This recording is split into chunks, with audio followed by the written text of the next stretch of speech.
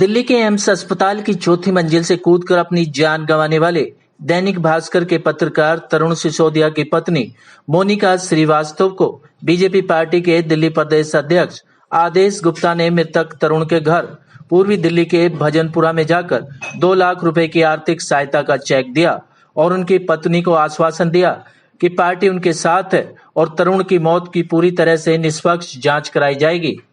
तरुण की पत्नी मोनिका श्रीवास्तव का कहना था कि वह अपने पति की मौत के चलते सीबीआई जांच कराने की मांग कर रही है।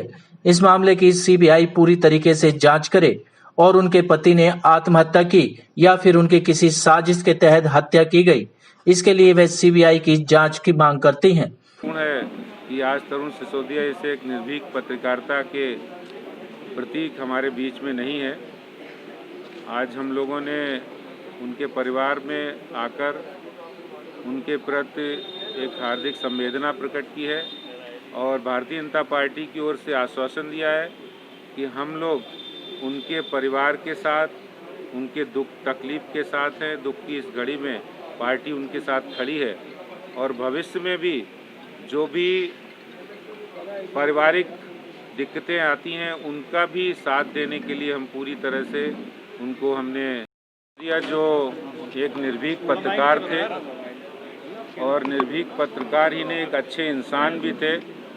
जब मैं निगम में उत्तरी दिल्ली में मेयर था, लगातार वो निगम की कवरेज करते थे और प्रतिदिन उनसे हमारी मुलाकात होती। बड़े हंसमुख स्वभाव के युवा पत्रकार थे और हमारा बहुत पुराना उनके साथ मित्रवत व्यवहार था। उनकी शादी में भी मैं सम्मिलित होने का मुझे अवसर मिला था। उनका पूरा परिवार भी हम लोगों से जुड़ा है। मैं समझता हूँ किया है, पार्टी के नाते भी किया और व्यक्तिगत रूप में भी किया है। जॉब के श्योरिटी के लिए बोला है कि ऐसा वो सोच रहे हैं कि नगर निगम में किसी जॉब के लिए वो फैसला उन्होंने मेरे पे छोड़ा है कि अभी तो नहीं, पर कुछ दिन बाद मैं सोच के उन्हें बताऊँ। जांच के लिए उन्होंने बोला है कि जांचें चल रही हैं, क्या है उन्होंने क्या नहीं है। और मैं ये नहीं कहती कि एम्स के अंदर कोई जालसाजी चल रही है या क्या चल रहा है, बट जो भी है नेग्लिजेंसी तो बहुत हायर लेवल पे हुई है और वो नेग्लिजेंसी जो है वो बर्दाश्त करने के लायक नहीं है जो किसी की डेथ पे जाए। मैं फिर अभी आप लोगों के माध्यम से यही कहना चाहती हूँ कि जो भी मीडिया के अंदर चल रहा है कि वो सुसाइड है, प्लीज़ बिना परिवार के कंफर्म किए बिना आप लोग कुछ भी ना चलाइए, क्योंकि वो कोई सुसाइड नहीं है। वो व्यक्ति किन हालातों में वहाँ से भाग रहा था अपनी जान बचाने के लिए, क्यों वो वहाँ से कूदा, वो अपनी जो भी चीज़ें आपको चाहिए वो ले लो। बट फ़ोन में इसलिए नहीं लेना चाहती कि मैं चाहती हूँ कि फ़ोन को फॉरेंसिक में भेजा जाए ताकि काफ़ी चीज़ें क्लियर हों। Whether AIIMS is responsible for his death और वेदर वो 3 लोग जो भी है सच सामने आना चाहिए। हॉस्पिटल में उनकी किस तरीके की बातें किसी से हो रही थी, क्या हो रही थी, सुनने में आ रहा है कि हॉस्पिटल के अंदर भी उन पे दबाव बनाया जा रहा था ऑफिस का कि आप वार्ड में रह के क्या करेंगे, न्यूज़ बनाइए, रिपोर्टिंग कीजिए। और आप सब जर्नलिस्ट हैं, मैं जानती हूँ कि मुझे आप लोगों को बहुत ज़्यादा ये बताने की ज़रूरत नहीं है कि एक जर्नलिस्ट जब स्वयं और पोस्टमार्टम तक के लिए गई, वो लोग मुझे वहाँ तक भी फॉलो कर रहे हैं। अब कुछ है नहीं तो आप मुझे फॉलो क्यों कर रहे हैं। और उन्हीं लोगों का हॉस्पिटल के अंदर भी जाना,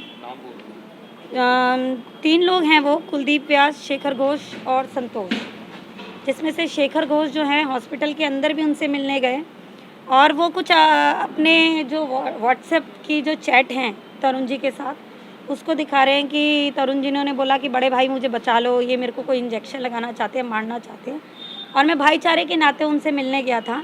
एक छोटा सा क्वेश्चन मेरा उनसे ये है कि यदि आप भाईचारे के नाते उनसे मिलने गए थे, वहाँ से भागने की कोशिश कर रहा था और जो भी हुई है ये मुझे नहीं पता कि क्या क्या हुआ है, बट एक ट्रेजेडी जो होती है, मिस हैपनिंग जैसी होती है, उसने वहाँ पर अपना रूप ले लिया। दूसरी चीज़, मैंने कहीं किसी न्यूज़पेपर के अंदर ये भी पढ़ा था कि कोरोना की रिपोर्टिंग करते करते फिर वो परिवार में कहीं मिलने गया, किसी परिवार में अपने किसी रिश्तेदार के गया और वहाँ से साथ में कोरोना ले आया। एक जानकारी के लिए एक बात बता दूं कि वो परिवार से निकल के कहीं किसी रिश्तेदार के घर नहीं गए हैं। इतने समय तक, तो ये अपने आप जो मनगढ़ंत कहानियाँ बनती हैं कि वो सीरियसली किसी चीज़ में फंसे हुए हैं, आपने परिवार को बताने की कोशिश क्यों नहीं करी। उनका कहना यह है कि उन्होंने मुझे फ़ोन करने की कोशिश करी, मेरा नंबर नहीं लग रहा था। तो एक चीज़ और बता दूं, तरुण जी के DIP जो ID होता है उसमें इमरजेंसी कॉन्टैक्ट नंबर बड़े भाई साहब का लिखा हुआ था। उन्होंने उस पर कॉन्टैक्ट करने की कोशिश क्यों नहीं करी, और उनकी मृत्यु के अगले दिन वो हमारे घर आए।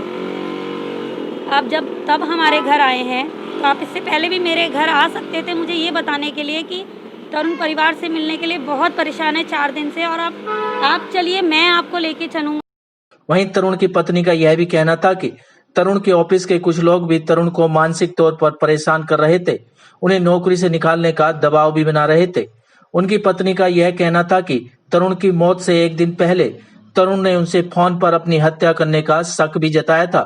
उसके बाद तरुण का फोन बंद हो गया, और यही वजह है कि तरुण की पत्नी अपने पति के मौत के चलते अब CBI जांच की मांग उठा रही है, ताकि तरुण की मौत का सही पता चल सके कि तरुण ने आत्महत्या की थी या फिर किसी साजिश के तहत उसकी हत्या की गई थी।